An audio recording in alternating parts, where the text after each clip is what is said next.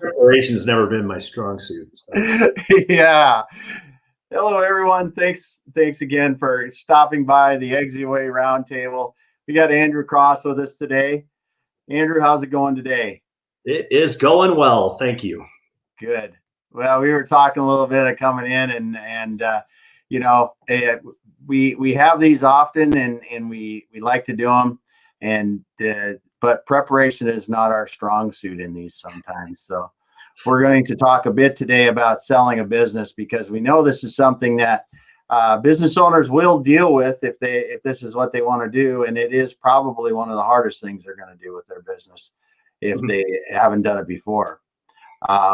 So, you know, Andrew, you have been doing this for a while and seen a lot of them come and go, and some successfully and some unsuccessfully. So the first thing that always baffled me when we started working together was the fact that only about what percentage of businesses actually sell?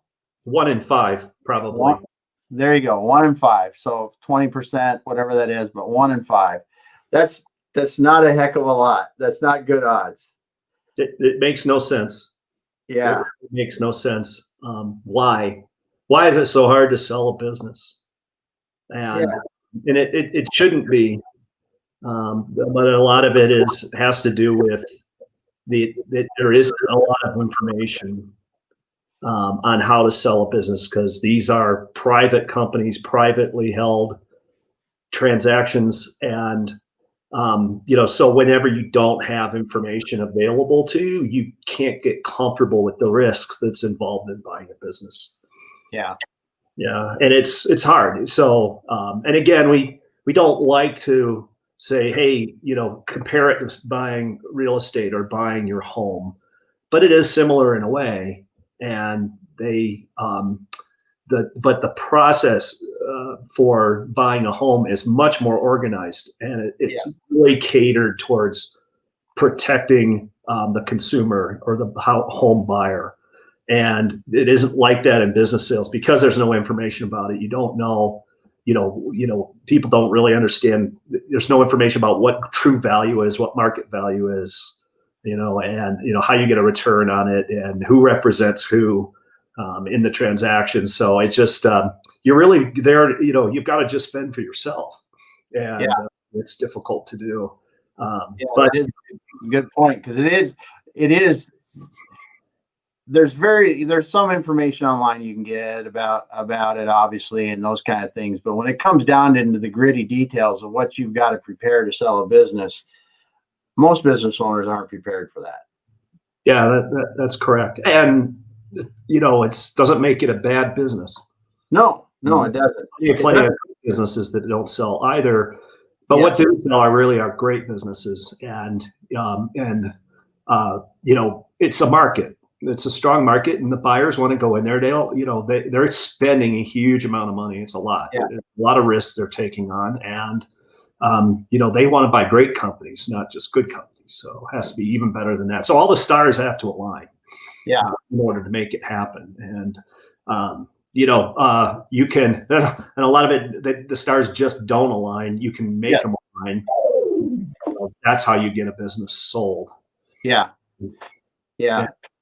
The thing that's really interesting to me in going through the transactions and stuff as we have is that when you're going through the negotiations to come to price or details on a deal, it is exhausting.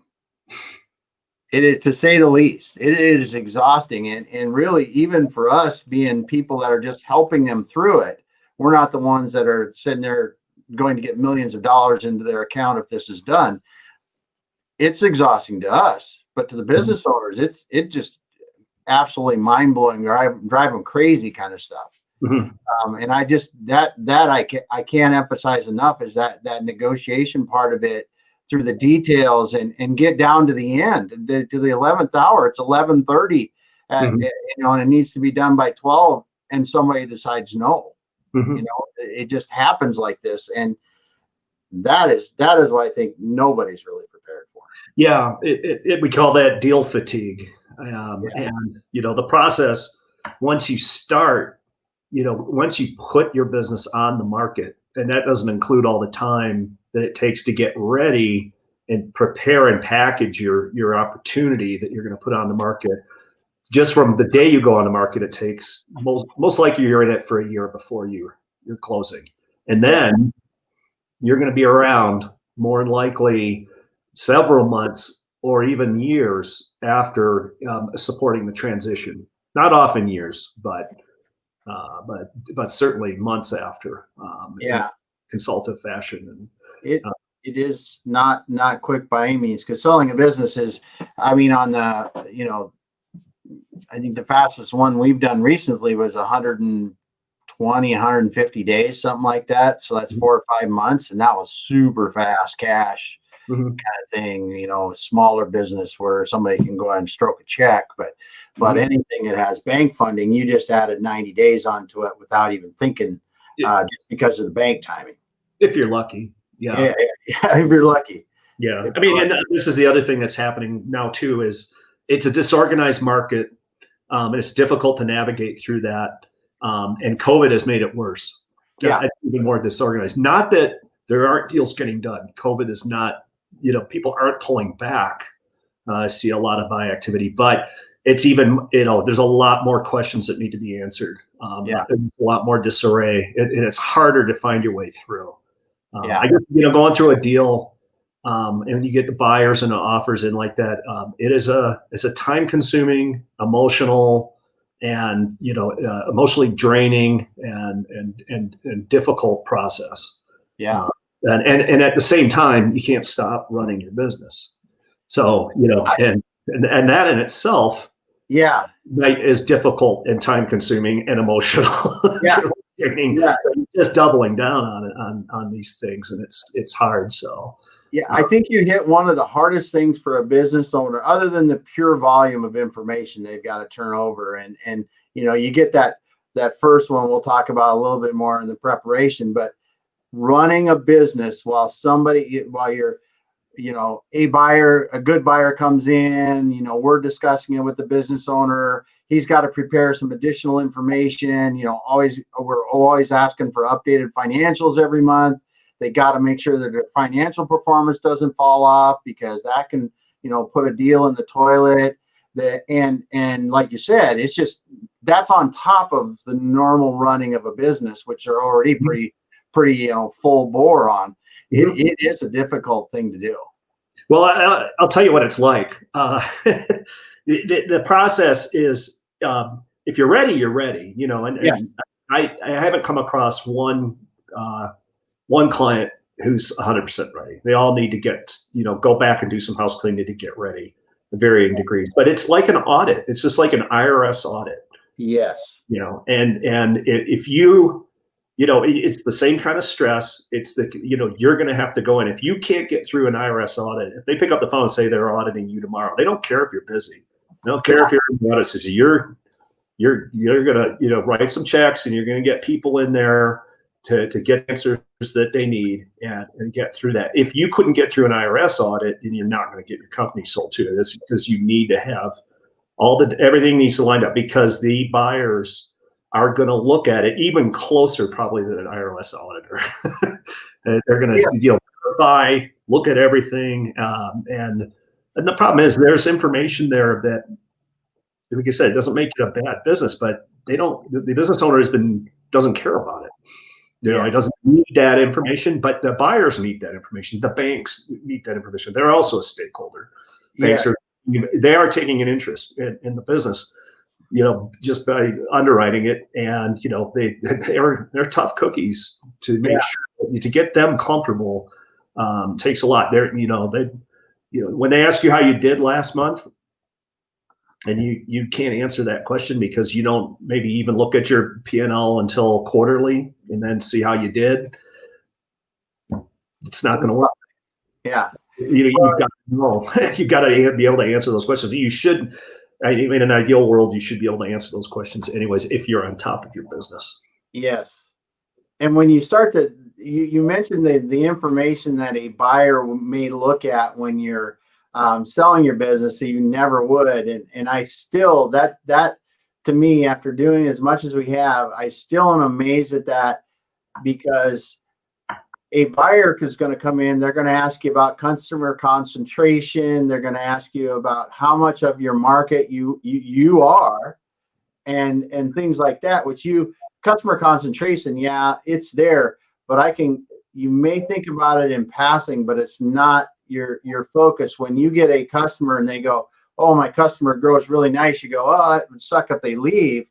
But you're not thinking of it in the way is that, well, that just maybe prevented me from selling my business, because it really will. Customer concentration will stop you from selling your business. Yeah, it's a lot of risk for a buyer to take on. Now, you know, as a seller, you're the business owner. You've already taken that risk. And, the answer is sure. You know, I've got one customer who's 80% of my business, and he's been my customer for 15 years. You know, and that's fine. You know, but will he remain being a customer too? And also, what are you risking? The seller's risk is different than the buyer's risk. You know, so the seller isn't leveraging himself. He's already got his business paid for. It's all just cash coming. If he loses it, he just doesn't lose his potential future income.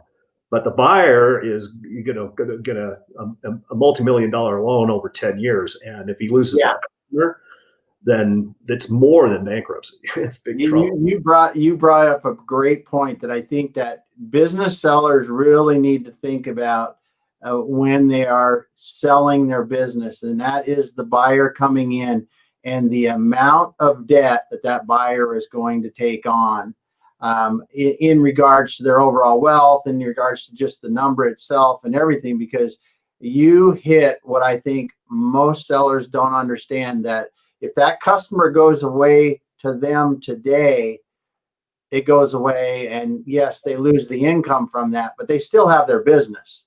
They still have their business and everything. Mm-hmm. They don't have their business plus that multi-million-dollar loan where they're paying $100,000 a month or whatever the monthly payments are on that. Plus, if they're in an equity type buyer, the investor money that they've just lost because of that. This is a much bigger deal for those buyers. Yeah, and to really understand it, then if the seller, and when we work with the sellers too, you got to be a little empathetic. You got to put yourself in the buyer's shoes. Then you can really kind of see what's going on. And, you know, would you do this if you were on the other side of the table?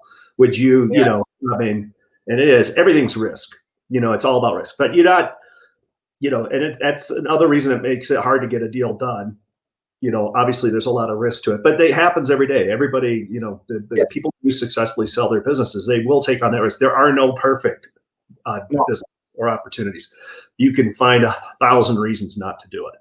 Yes. You know, but we're entrepreneurs. So, you know, we have a different threshold for risk, but if you understand that, and you can build a company that mitigates that risk, or at least build a company, and that's what we do here with Exit Your Way, is to position a company that that is addressing the risk for that buyer. Then, you're going to get more money in, you know, and the transaction's going to happen.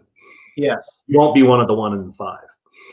Yeah, exactly. It's you won't be one of the 4 that didn't get sold if you get your house in order. As when we help businesses, I mean, through this process and through the Exit Your Way process, when we're actually helping them grow their value and prepare the business before we sell them, you know, it is all about the buyer.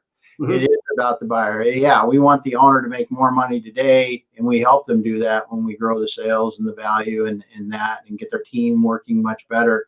But that is all to create the end result, which is a sale of that business that gives that buyer the amount of money they need. Yeah. And it is interesting though, when you go back and you start back at the beginning of this process, and we begin and sit down and talk with the seller of a business, they're often really surprised at the value. Mm-hmm. Yeah. And go ahead. They certainly are. And I get, it's really one of the reasons that a business doesn't get sold is, It's, again, we try to say, put yourself on the other side of the table. Would you spend that money on this? How much cash is available to support this purchase price? Think about it from their shoes. And then where's the risk? The risk factors, how do they affect that future cash flow too? So, it's so important to understand that, but, here's a perfect example. The other one is I've had clients who go, I'm not going to sell or finance. I'm not going to do a bank loan. It's either all cash or forget it. And that you become one of the 4 out of 5 that don't sell. Yeah, definitely. It happens. Cash sales are so rare. But it doesn't make any sense to spend all cash if you can get financing as cheap as it is today. Yeah. So you might as well just deal in reality and prepare your business for, to be financed by the better. So and again, you're in business, you've probably been to a bank and asked them for a loan. Yeah. And, so consider selling your business the same process. Going to the bank and buying a loan, they aren't just going to write you a check. Yeah. Here's an application. Let's have a look at your assets. Yeah. Let's have a look at your tax returns. But, let's look at, if you have inventory, what's the collateral? And then, let's get some third-party valuators out there to figure out what is the inventory really worth, what it is, if you're going to leverage that. The age of the inventory. If you're ready to go through a process like that, it is not easy to go get a loan. We know that. Yeah. And you have to do a lot to get it. It's the same thing for selling the business. The one thing that's good about companies that are already getting bank loans where they have to be reviewed on an annual basis by a CPA firm is they do have their books generally in a little better condition than people that don't have to go through a CPA review every year. Not to say that we haven't run into financials that have been CPA reviewed that are a bit strange, to say the least. Mm-hmm. But it does seem to help a bit. But still, in the end, that the value is such a sticking point for so many sellers because they don't understand. As you said, they don't understand that not is it just a sale right now, and somebody's just got money they're going to plunk down. I mean, they're going to take a fair amount of the cash flow that business is generating to pay down debt while they're running that business, at least the first 5 years and oftentimes longer. So that is a significant amount of money that goes out the door right away.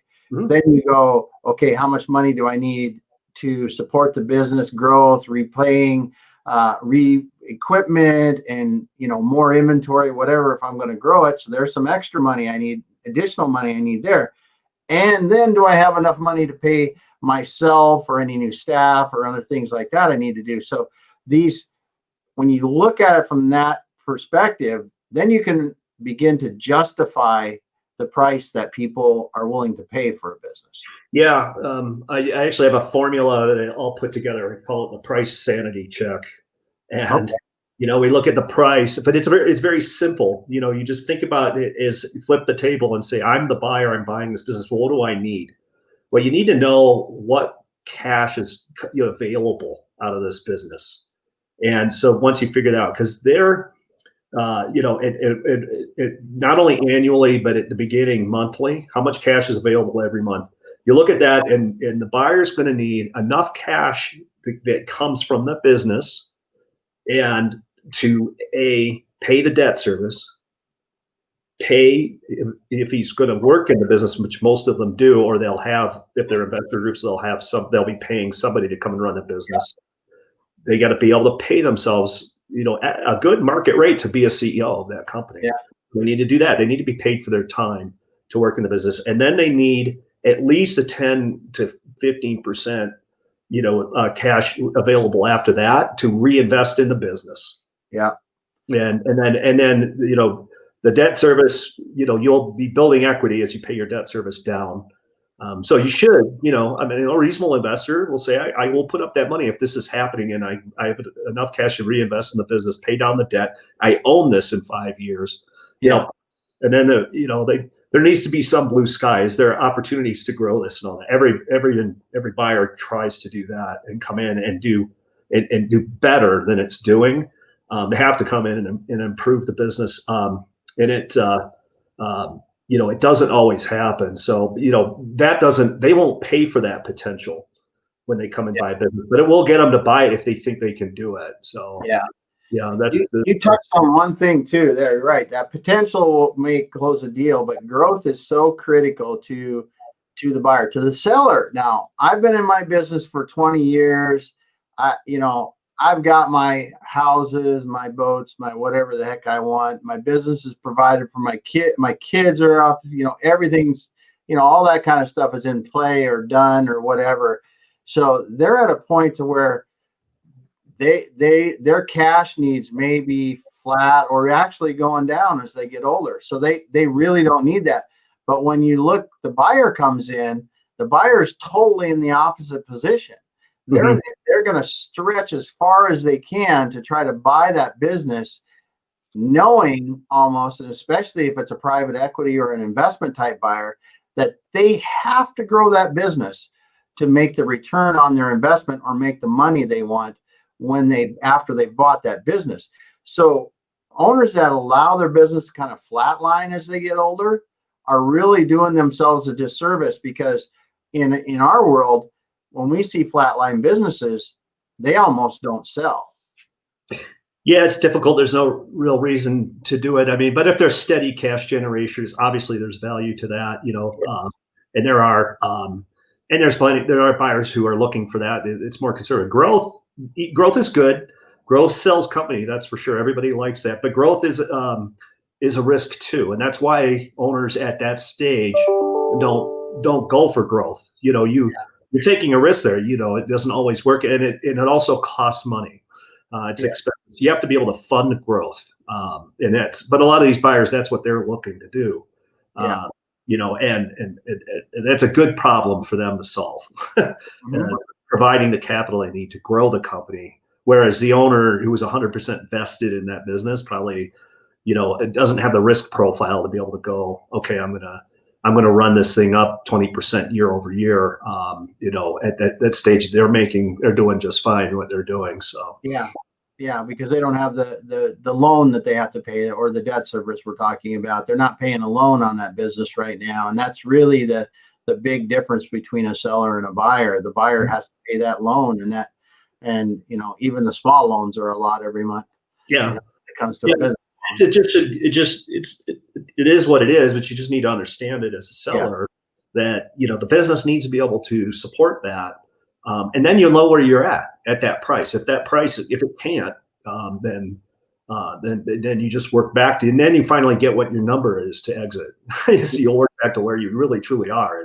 Again, it has to do with the amount of cash that's available, the free cash flow that comes out of the business that you have to pay for the business, pay yourself for the work you're going to be doing 40 to 80 hours a week for the next 20 years. And that reinvesting back in the business is working capital. You got to pay for the new equipment you need to grow the company. You need to cover your lines of credit, because when you start in that business, you're going to have zero cash. You have to have that too. So that's another thing sellers got to think about, is the buyer's got to bring the money to buy the business, but they also have to bring money to run the business. Yeah, so it's an extra amount of cash that they're going to have to come up with. So it has to, a lot of people forget about that. Yeah, that's for sure. That's for sure. So when we talk about the process of selling a business, I just back up a little bit onto that and kind of explain that. So there's a lot of work that comes before you really start selling the business, and that's can you kind of run through the steps, the valuation and preparing information and those kind of things that lead up to that? Mm-hmm. Yeah, the process for selling the business to get ready is, what you're trying to do is and this is why it's difficult to work confidentially without telling anybody what it is. You're trying to sell something, but you're going to go out there and you're going to give a basic description of the opportunity. And then once we have reviewed it with qualified buyers, they're going to review a proposal, an offering package that deals. So that package has to be developed before we go to market and sell the business. Yeah. Hey, okay, what is it that I'm buying? But the next step is, the objective is give them enough information about that to go, yeah, I like this opportunity, and then for them to submit an offer, and that's usually in the form of a letter of interest or LOI, which is a non-binding. Hey, I like it. I like the opportunity. I'm assuming all this stuff you told me is correct. I will pay this. Here's my terms. But that's not binding. That's just the first step. Once you lock into that, then we go into the diligence period, and we're working towards closing that we're working with that specific offer exclusively on that. Same as if you were buying a house. You got the offer in, but the home inspections need to come in, the insurance and all that kind of stuff. It's a very orderly process in the banking. It's similar. Yeah. So all we do is take, but what the first day after we accepted an offer, we receive a list from the buyers saying, okay, this is my due diligence agenda. I would like to review the financials. I would like to review the detail of it. I would like to see the bank statements. I would like to see, the cash flow statements, the projections, the business plan. Two, I want to tour the operations. I want to meet the management team. I would like to see the key employees and review their resumes and maybe potentially talk to them.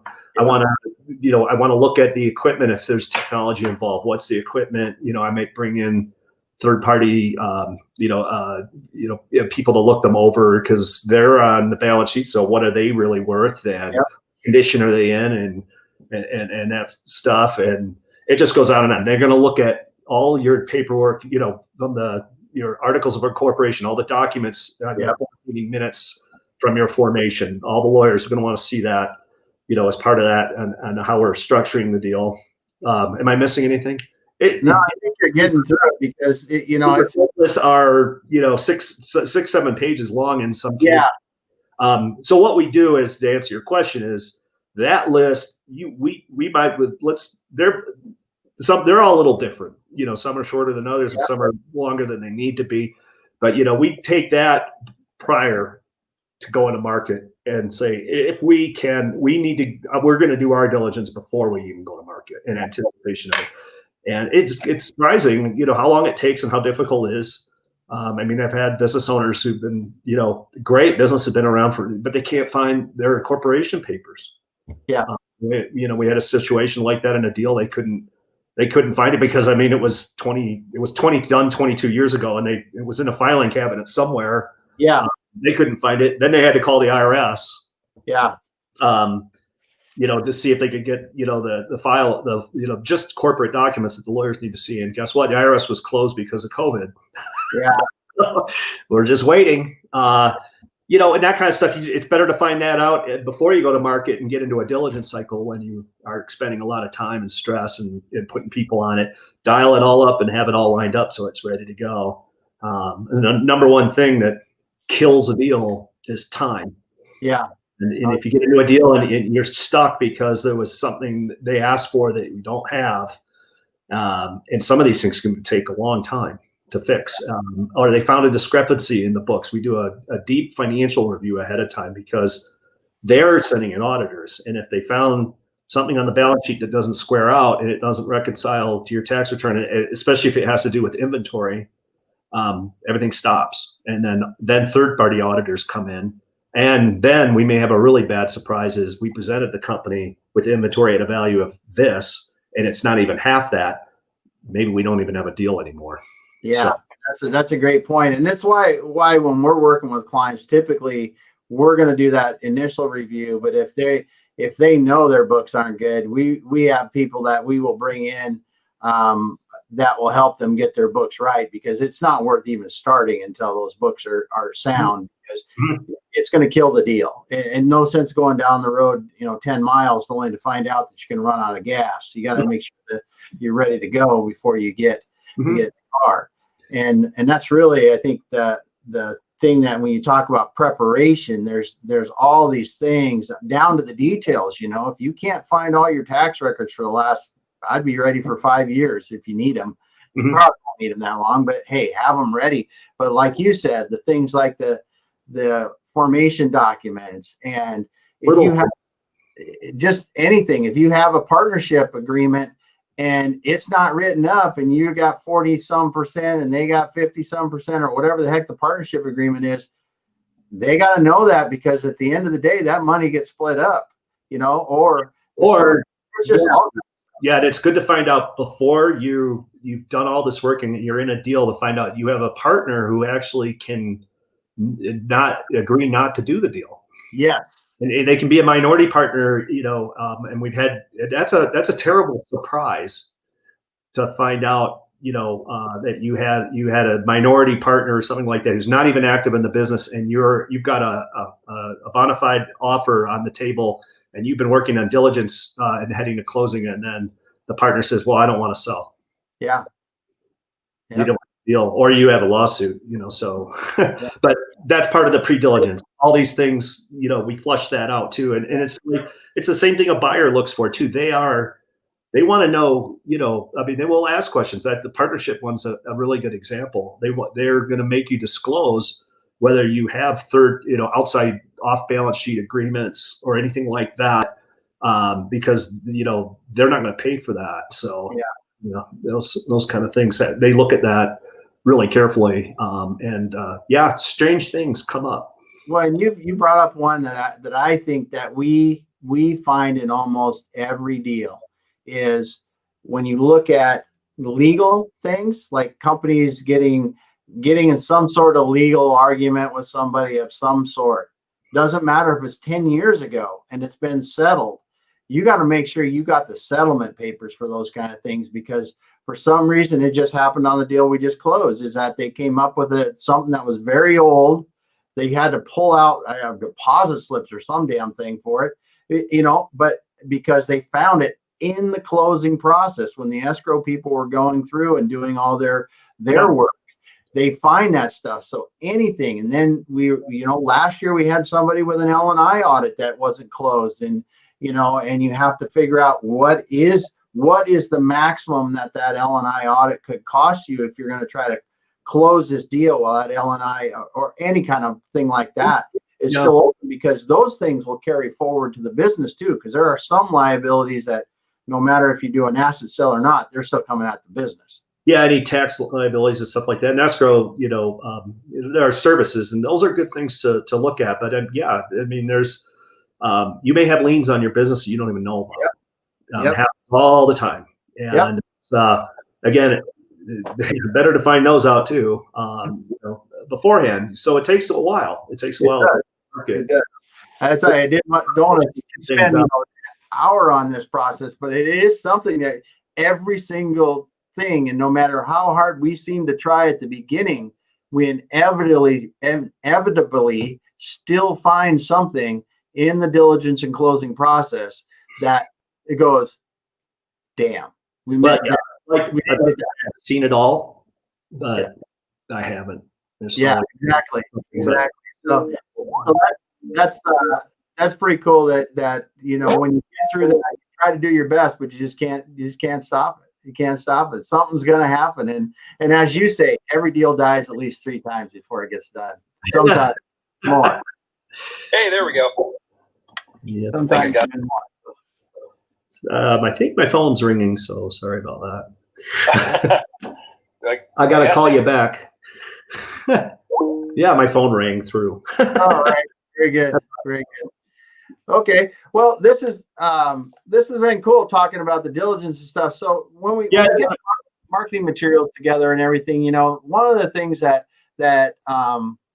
sellers often ask is they go, "Oh, have you sold a business like mine before? Or do you have a lot of buyers in your buyer database?"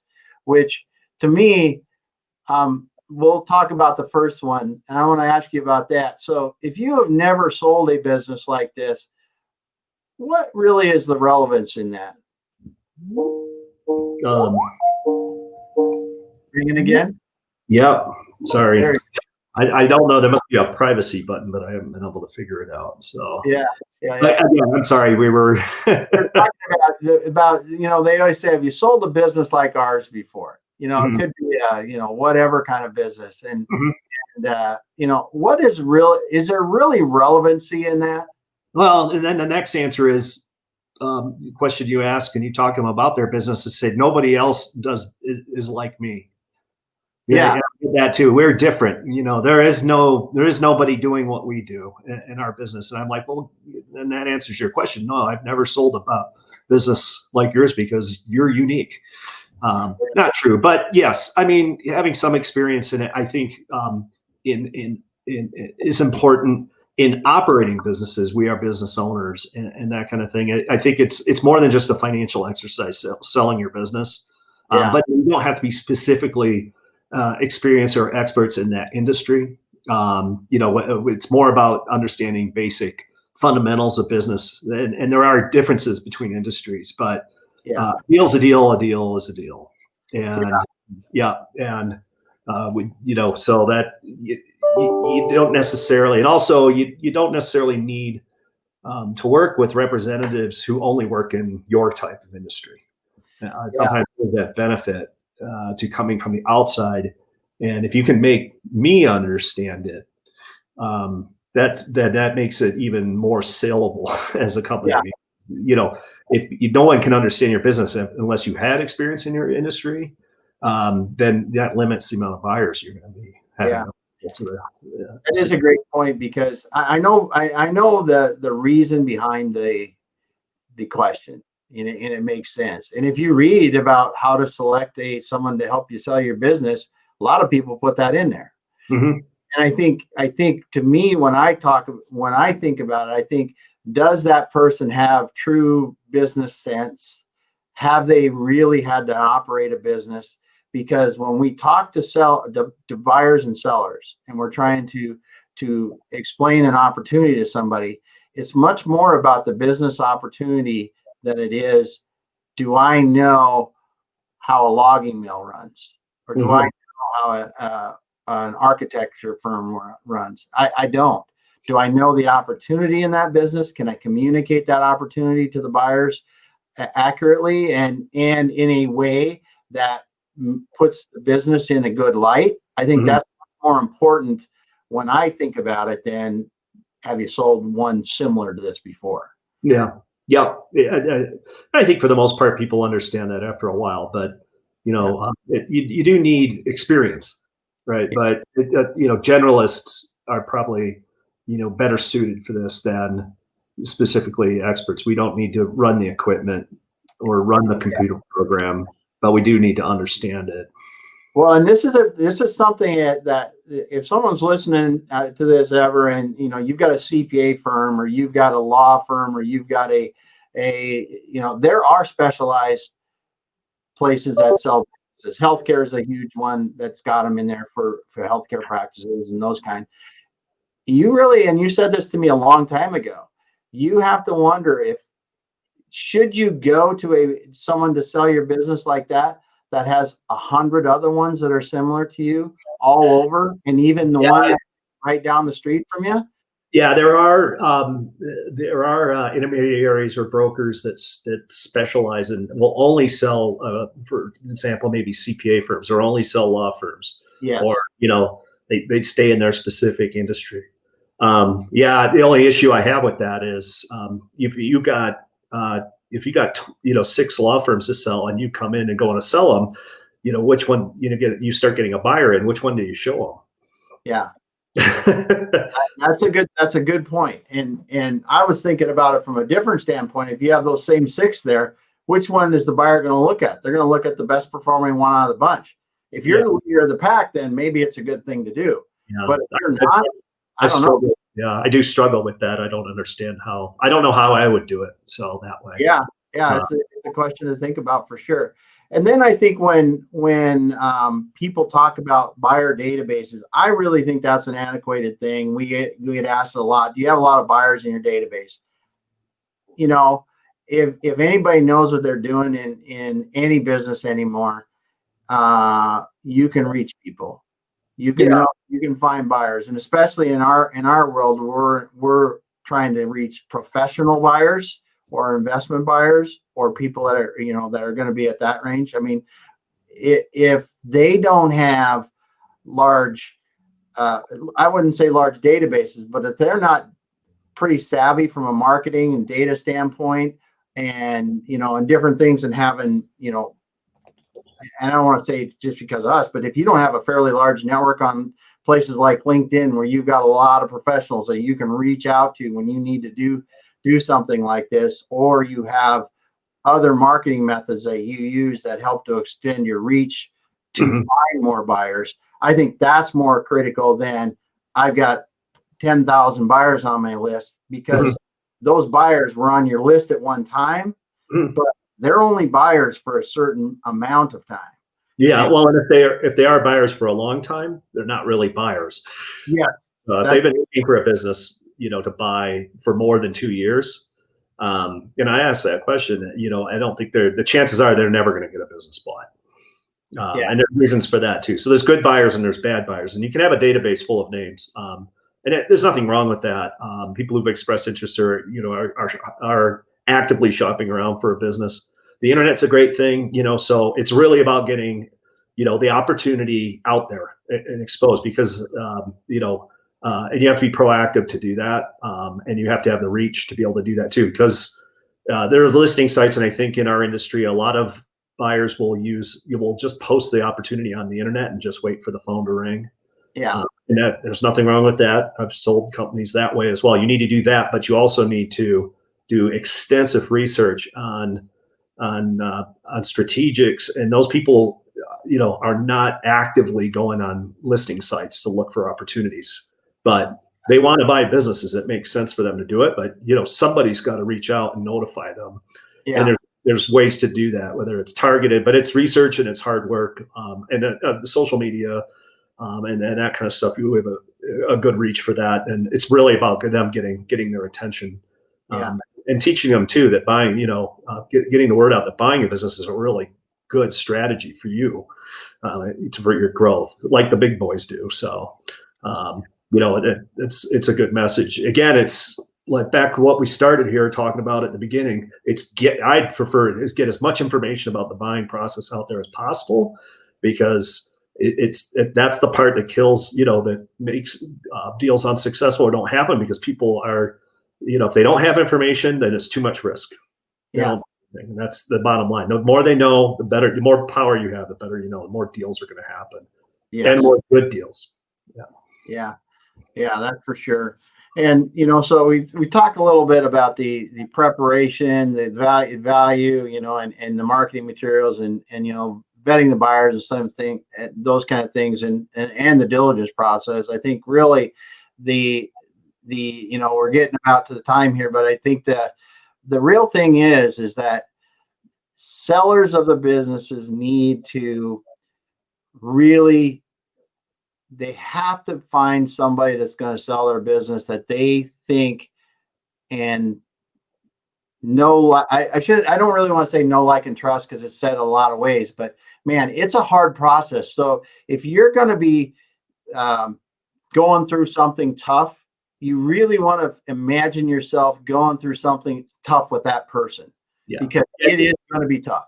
You got to ask that question, because this is going to be about a year and a half, or a year working hard together, really, really closely together. And I mean, I'm going to be, if I'm representing you properly, you're going to be sharing information you probably don't even share with your spouse or your priest. I need to know it all. And and you got to feel right about it too. I mean, we do the same thing too, because we can't do this for you. We're in it together. And you spend your diligence, do your diligence ahead of time before you decide to go work together on selling the company, to make sure that you're the right fit, because we're going to be going hard at it for a good long while. And you mentioned, you commented on one thing I think is really, really key. If you talk, like with us, when we talk to businesses that want to sell, we probably actually end up helping one out of 5 or something like that, because of one reason or another. And it very seldom does it come down to, we lost on selection, but it does happen. There are once in a while they do that.